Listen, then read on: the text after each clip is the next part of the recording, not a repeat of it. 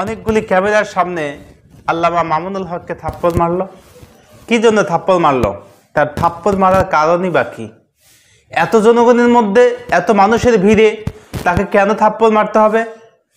সে কি তার ওস্তাদ, নাকি সে তাকে একটা হরফ শিক্ষা দিয়েছে, নাকি তাকে ভালোবাসার, তাকে যে আদর করে ভালোবাসে সেখান থেকে এই থাপ্পড় মারা?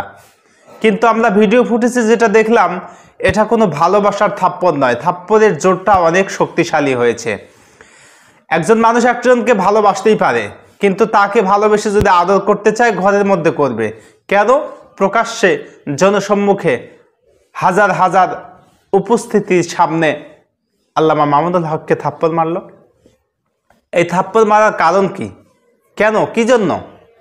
এই পুরো থাপ্পড় মারার কারণটা আজকে আমি আপনাদের সামনে ব্যাখ্যা করব।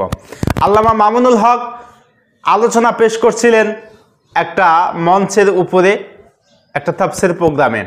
ইন দ্য মিন টাইম এই মাহমুদুল হাসান তিনি সেখানে প্রবেশ করে। তাকে দেখে আল্লামা মামুনুল হক উঠে দাঁড়ায় এবং সেখানে তার সঙ্গে মুসাফা করার জন্য আল্লামা মামুনুল হক হাতটা বাড়িয়ে দিচ্ছে।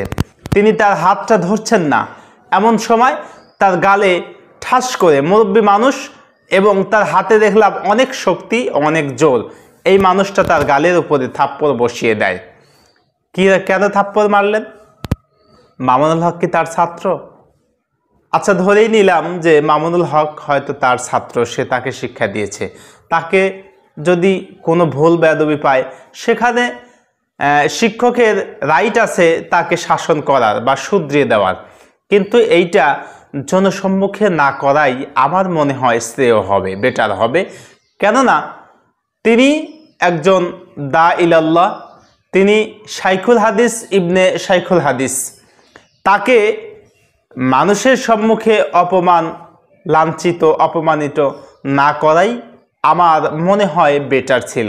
কিন্তু সে তার ভুল শুধরে দিতে চাইলে একটা রুমের মধ্যে গিয়ে বা চার দেয়ালের মধ্যে বন্দি হয়ে তাকে কিন্তু ভুলটা শুধরে দিতে পারত। কিন্তু সেটা না করে এই আল্লামা মামুনুল হককে এতগুলি মানুষের সামনে জনসম্মুখে এই থাপ্পড় মারাটা কি ঠিক হয়েছে? আপনাদের সামনে এই কথাটা আমি উপস্থাপন করলাম, কারণ এইটা মুহূর্তের মধ্যে ভিডিওটা ভাইরাল হয়ে গেছে। এমন একটা ঘটনা, এমন একটা অবস্থা যেটা দেখে মানুষ বিব্রত হয়ে গেছে, পুরো বিশ্ব অবাক হয়ে গেছে। তাক লাগিয়ে দিয়েছে এই একটা থাপ্পড়, একটা চর তাক লাগিয়ে দিয়েছে পুরো বিশ্বকে। সুতরাং এই যে আল্লামা মামুনুল হককে যে থাপ্পড়টা মারলো, এই থাপ্পড়টা মারা আমার মনে হয় ঠিক হয়নি। এখন আপনারা বিবেচনা করে বলবেন, কমেন্টে জানিয়ে দিবেন। আল্লামা মামুনুল হক তিনি শাইখুল হাদিস ইবনে শাইখুল হাদিস। তার বাবা আল্লামা আজিজুল হক ছিলেন শাইখুল হাদিস এবং আল্লামা মামুনুল হক তিনিও একজন শাইখুল হাদিস। এত বড় মাপের একজন জ্ঞানী, একজন আলেম, আমাদের বিজ্ঞ একজন আলেম, সে একজন মুরব্বী। তাকে আল্লামা মামুনুল হককে যে এই জনসম্মুখে থাপ্পড়টা মারলো, এই থাপ্পড় মারাটা সমুচিত হয় নাই। কারণ সে তার ওস্তাদ হতে পারে, সে তার ভাই হতে পারে, সে তার মুরব্বী হতে পারে, সে তার অনেক কিছু হতে পারে, সে তার শিক্ষক। এর মানে এই নয় যে রাস্তাঘাটে, বনে বাজারে যেখানেই দেখবে তাকে শাসন করার জন্য উৎপীড়িত হয়ে থাকবে। একদম এরকম স্বভাব এটা কখনো তার কাছ থেকে আশা করিনি। এবং তার কাছ থেকে আমরা যতটুকু জানলাম লাইভের মাধ্যম দিয়ে, যে আল্লামা মামুনুল হকের কোনো দোষ ছিল না ওই সময়ের জন্য। মামুনুল হক কোনো দোষ না করেও তাকে যে মুসাফা করার জন্য হাতটা এগিয়ে দিচ্ছে, সেখানে একটাই অপরাধ, মাইক্রোফোন যে ক্যামেরাগুলি ছিল, আল্লামা মামুনুল হক বলেছে যে এই ক্যামেরাগুলি তোমরা বন্ধ করো। এই ক্যামেরার কথা বন্ধ করা বলার পরেই এই ব্যক্তিটার রাগান্বিত হয় এবং সেখানে তাকে থাপ্পড় মেরে বসে।